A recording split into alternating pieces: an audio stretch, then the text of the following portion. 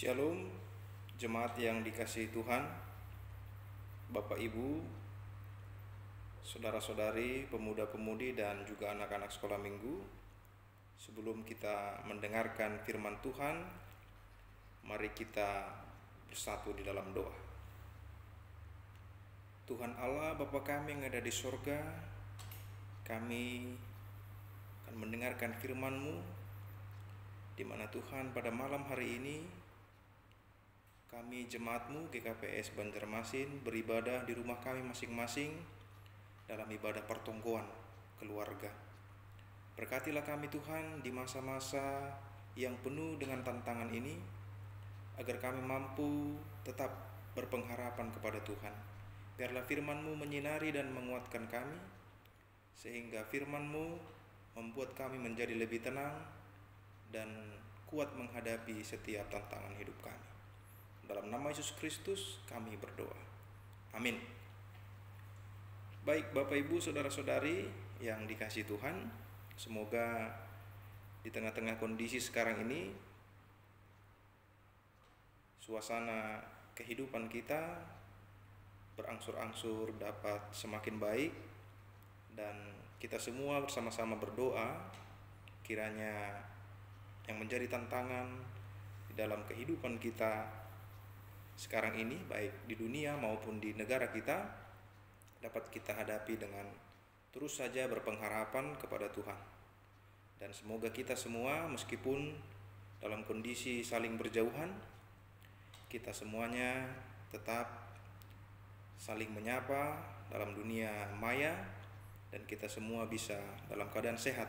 Dan saya berharap semua jemaat GKPS Banjarmasin juga dalam keadaan sehat.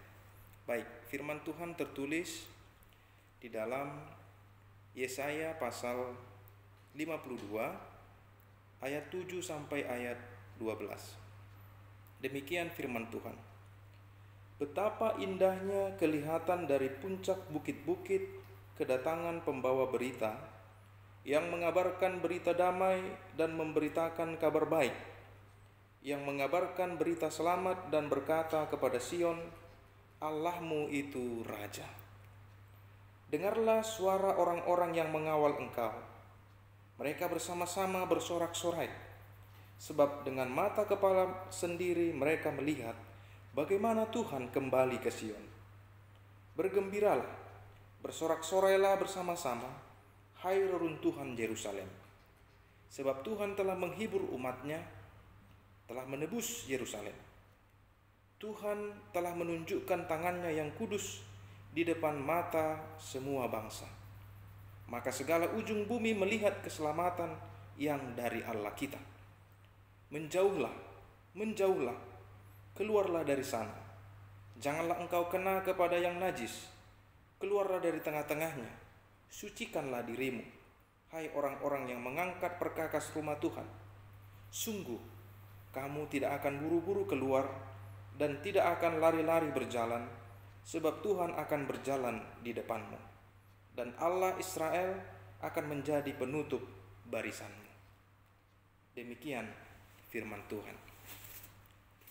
Saudaraku yang terkasih, biasanya ketika kita mengalami sebuah tantangan hidup yang besar, apakah itu masalah dalam rumah tangga, masalah ekonomi, dan masalah yang ada kita hadapi sekarang ini, wajar bahwa kita akan merasakan hal yang mengkhawatirkan dalam kehidupan kita, dan tentu saja kita akan meminta jalan keluar atau solusi dari apa yang kita hadapi tersebut.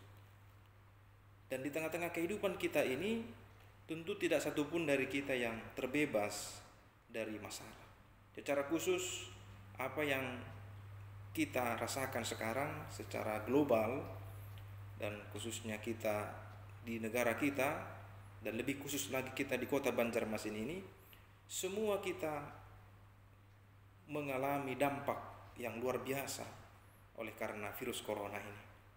Dan tentu saja semua kita memohon bersama-sama agar secepatnya ada jalan keluar, solusi bagi kita, sehingga berangsur-angsur kondisi kita kembali pulih sedia kala. Inilah yang menjadi harapan semua orang di dunia ini. Inilah yang menjadi harapan bagi kita semua. Dan itu saja yang kita harapkan sekarang, sehingga masalah-masalah yang lain juga akan kita hadapi, tetapi karena masalah ini begitu besar, maka kita memohon kepada Tuhan agar Tuhan memberikan jalan keluar. Demikian juga yang dialami, demikian hal yang dialami oleh bangsa Israel pada saat itu ketika mereka di dalam pembuangan. Mereka mengalami kesusahan yang besar, merasa tidak bebas, merasa gelisah, takut, terkungkung, sehingga mereka mengharapkan adanya pembebasan, mengharapkan adanya seorang Mesias yang menyelamatkan mereka. Itu yang mereka harapkan bertahun-tahun lamanya. Namun apa yang mereka hadapi, mereka harus merasakan penderitaan hingga 70 tahun lebih lamanya ketika mereka berada di pembuangan Babel. Dan ketika Nabi Yesaya sebagai hamba Tuhan menyampaikan firman tentang datangnya seorang pembebas, maka sekonyong-konyong mereka akan kembali merasakan semangat di mana mereka mendengarkan sebuah hal yang menggembirakan, di mana Tuhan datang membebaskan mereka. Tentu saja ini menjadi berita sukacita bagi kita, sebab di tengah-tengah kehidupan kita ini kita memerlukan pemulihan. Pemulihan dari segala hal yang kita hadapi, khususnya pemulihan oleh karena virus corona ini.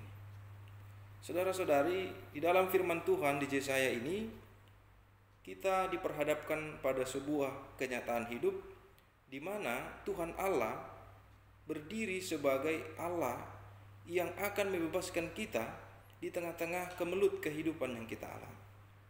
Dan Yesaya di sini mengatakan bahwa kita harus mempersiapkan diri kita. Bagaimana kita merespon, bagaimana kita bereaksi atas janji yang Tuhan katakan kepada kita bahwa Dia akan datang membebaskan kita. Dan oleh karena itu perlu kita memahami bagaimana kita sebagai orang yang percaya, orang yang terus berpengharapan, agar kita tetap bersikap yang positif, bersikap yang benar, sembari kita menunggu kedatangan pembebas.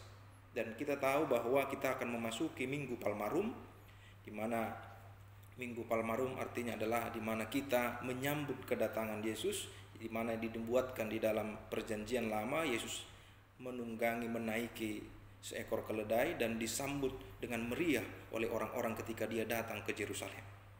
Dalam Minggu Palmarum ini kita diingatkan bahwa kita sebentar lagi akan mendapatkan sebuah momentum di mana Tuhan Yesus akan membebaskan kita melalui pengorbanan yang besar, yaitu dalam Kamis Putih, Jumat Agung, dan Paskah. Itu yang akan kita rayakan dalam minggu depan berturut-turut. Oleh karena itu di dalam minggu ini kita dipersiapkan sebagai Minggu Palmarum, di mana kita diingatkan agar kita mempersiapkan diri menyambut kedatangan Sang Pembebas, seorang yang datang, yang turun dari sorga, diberikan oleh Tuhan kepada kita untuk membebaskan kita dari kemelut kehidupan kita.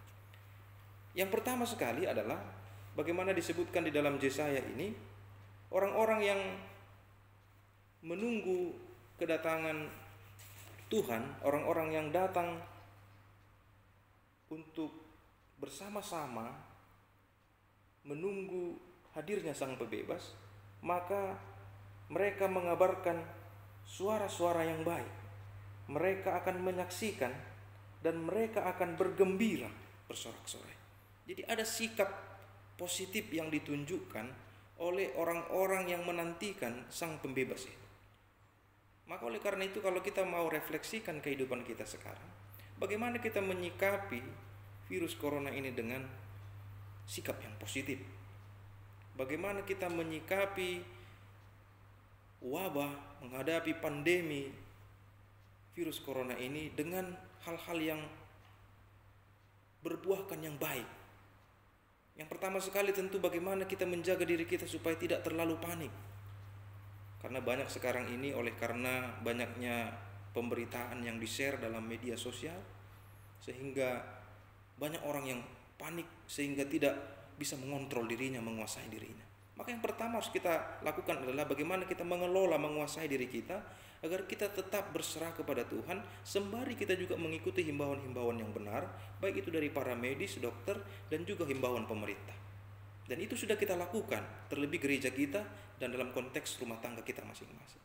Itu supaya kita bagaimana tidak panik menghadapi hal yang mungkin sebagian orang terlalu takut berlebihan, atau bangkit sebagian orang menganggap hal yang cukup biasa. Yang kedua adalah bagaimana kita supaya memiliki semangat hidup. Ini yang disebut dengan bersorak-sorai. Ketika mendengarkan adanya pembebasan, adanya jalan keluar, adanya janji bahwa akan dikeluarkan dari tanah pembuangan, orang Israel langsung bergembira, bersorak-sorai. Artinya ada semangat hidup yang muncul kembali. Nah, ini juga harus kita pupuk, Bapak Ibu Saudara-saudara yang dikasih Tuhan. Bagaimana setiap kita di rumah kita tetap dalam kondisi yang bersorak-sorai, dalam kondisi yang tetap memiliki semangat hidup.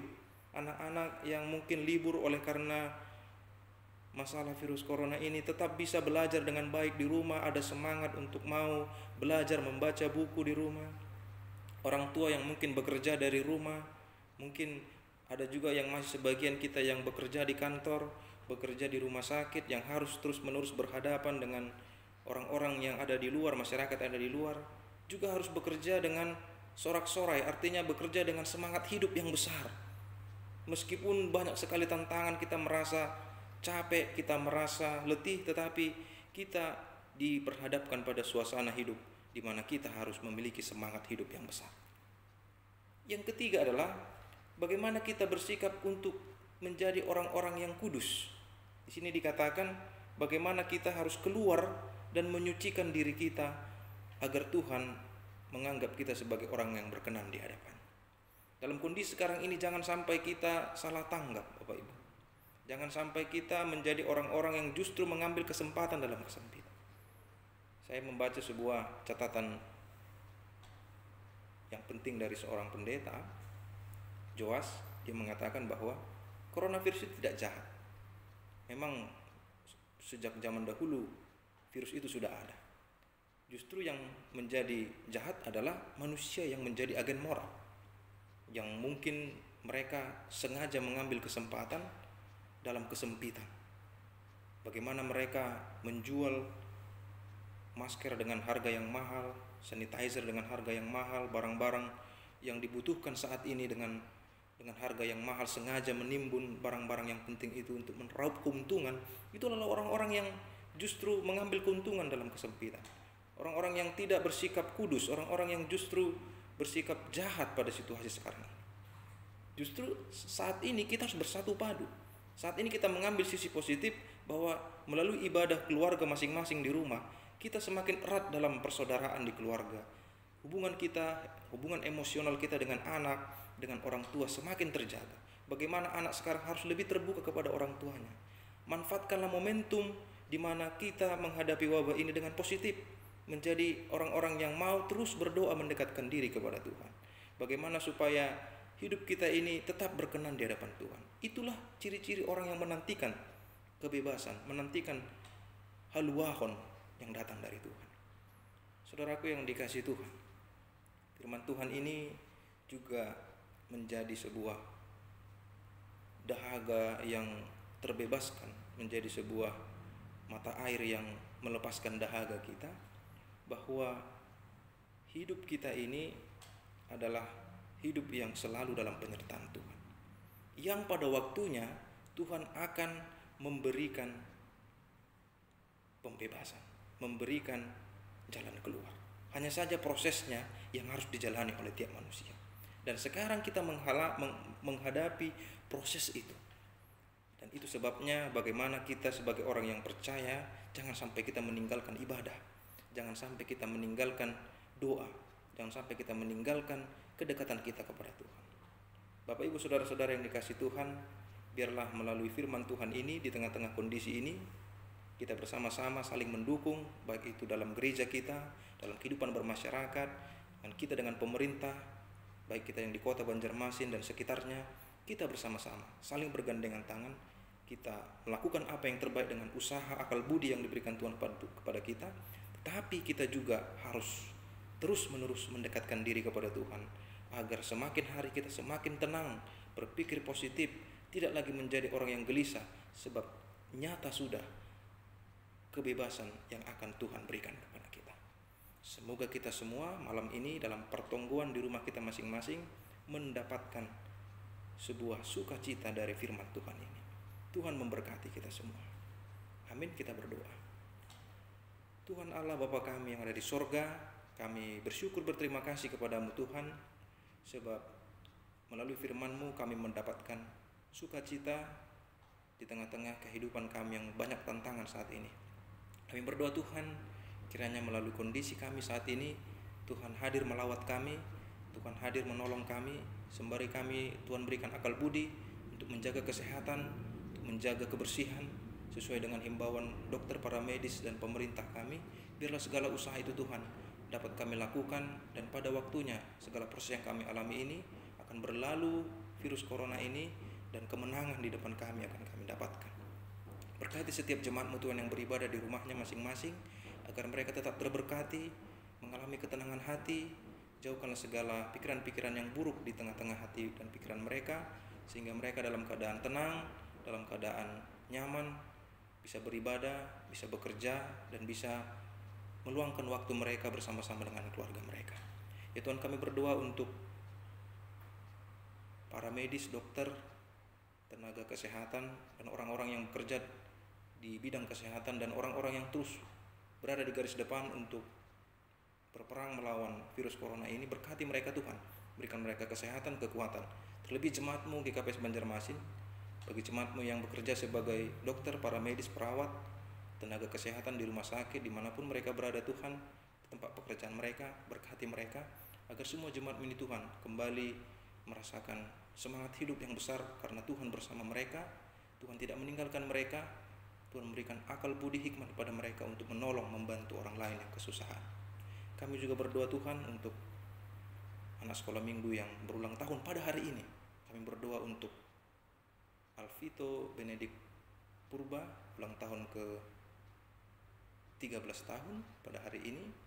Yang berdoa untuk Apriando Purba, ulang tahun yang ke-14 tahun hari ini. Mereka berdua Tuhan berulang tahun hari ini. Biarlah kebersamaan mereka dengan keluarga mereka, dengan ibadah mereka masing-masing, ada tambah sukacita ketika mereka makan bersama-sama dengan orang tua keluarga mereka masing-masing, bertambah sukacita oleh karena bertambah usia mereka. Berkati kedua anak sekolah minggu kami ini Tuhan, baik Alvito, baik Apriando, agar mereka Tuhan tetap dalam kasih penyertaan Tuhan dalam sekolah mereka menjadi anak yang pintar, bijaksana, dan terlebih Tuhan Roh-Mu itu yang menolong mereka, agar mereka menjadi anak-anak yang berguna, bertumbuh, sehingga mereka menjadi generasi penerus gereja, bangsa, dan negara kami. Terima kasih Tuhan. Demikian juga bagi jemaat-Mu yang mungkin ada dalam keadaan kurang sehat, mungkin ada yang dalam keadaan pikiran yang stres, mungkin dalam keadaan kondisi yang gelisah. Berkati semua Tuhan kami ini semua, agar semua jemaat-Mu tetap berpengharapan kepada Tuhan. Ampuni kami kan dosa-dosa kami ya Tuhan, agar kami tetap menjadi orang-orang yang berkenan di hadapan Tuhan. Terpujilah nama-Mu Tuhan, kini dan selama-lamanya. Dalam nama Yesus Kristus kami berdoa dan mengucap syukur. Haleluya. Amin. Demikianlah Bapak Ibu, saudara-saudari, firman Tuhan yang bisa disampaikan pada malam hari ini. Semoga kita semua tetap di dalam perlindungan Tuhan, dan setiap harinya kita tetap berusaha melakukan yang terbaik bagi diri kita, bagi orang lain, dan terlebih bagaimana kita menjaga keimanan kita agar kita tetap berada dalam perlindungan Tuhan. Tuhan memberkati kita semua. Oras. Shalom.